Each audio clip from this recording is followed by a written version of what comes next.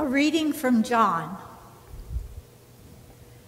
After these things, Joseph of Arimathea, who was a disciple of Jesus, though a secret one because of his fear of the Jews, asked Pilate to let him take away the body of Jesus.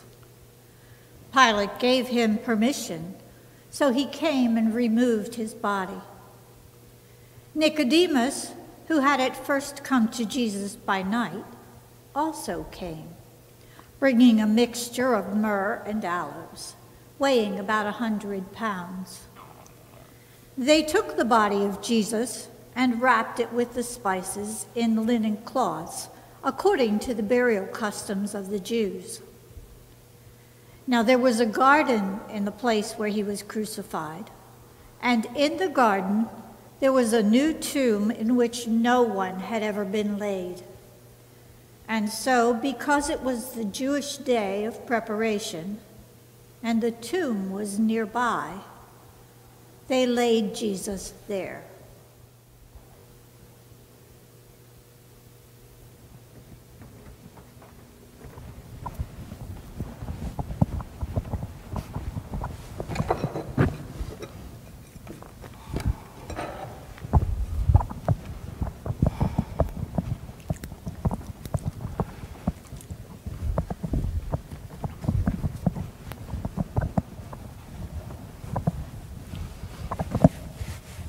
Martha, sit down. There's nothing left to do.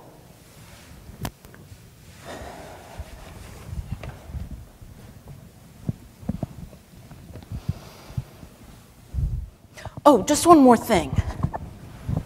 Please make her stop. How can I make her stop? Not even Jesus could do that. Lazarus, please don't. Sorry.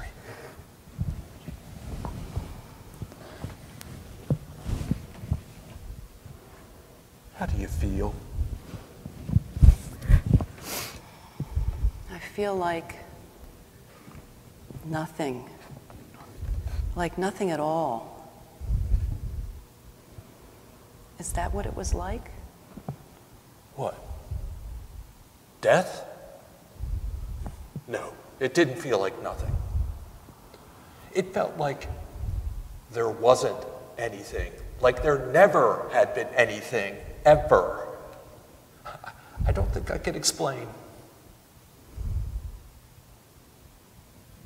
Were you frightened? There was nothing to be frightened of. Well, I'm glad for that at least. There was wine left from Passover. The sun has set. We should drink it now. Thank you. I can't. Leave it there. You may want some later to help you sleep. It is very relaxing. Well, here, drink mine too if it will help you relax. And let me do the pacing for a while. We'll see. What are you happy to hear? What are you talking about? When I came in, you said, "I'm glad to know that." What could make you glad today? That there is nothing to fear in death. Well, of course there's nothing to fear. Death is peace, the end of the struggle. But is it something we should seek out? What is she talking about? What are you talking about? Nothing. You mean Jesus, don't you? Jesus? You think he looked for death?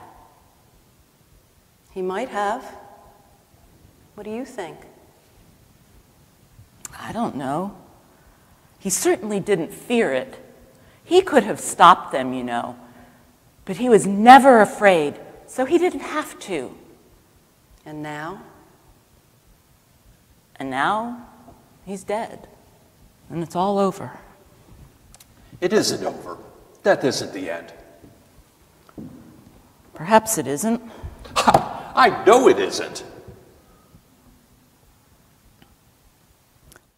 All I know is he died because he was too good. And we have to go on as well as we can. But we can't go on without him. We can. He wouldn't want it any other way. Would he want us to be afraid? There's nothing to fear, Mary. Are you so sure?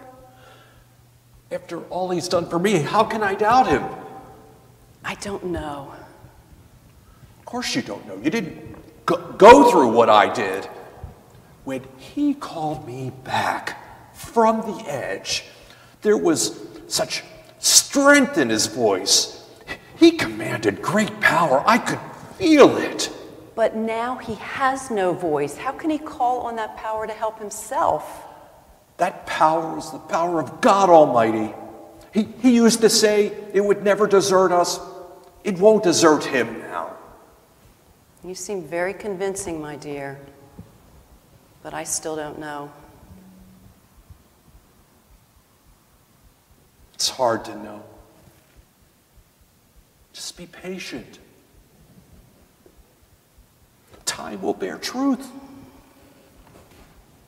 Time is all we have, one way or the other. And we must keep hope. Both of you. Must keep hope alive.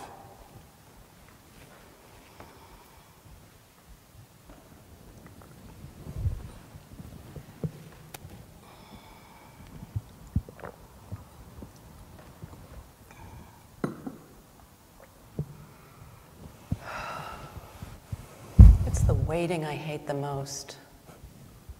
That's why I do things. What? When you keep yourself busy, you aren't just waiting. Time passes more quickly, easily. But I can't stop thinking. Oh, you think too much. Thinking can't change anything. But it helps me understand. What's to understand? Do you understand why he had to die? Or Lazarus? No. When Lazarus walked back from his own tomb, did you understand? No. And if Jesus himself, if he walks in that door tomorrow morning and asks for a hot meal, would you understand? No. Well, what would you do? I don't know. You'd probably just sit and think, which would do no good at all. Well, what would you do? Well, I'd get him a good hot meal as fast as I could. Yes, I'm sure you would. Well, if it does happen, I hope for once you'll help me out. Well, if it does happen, I certainly will.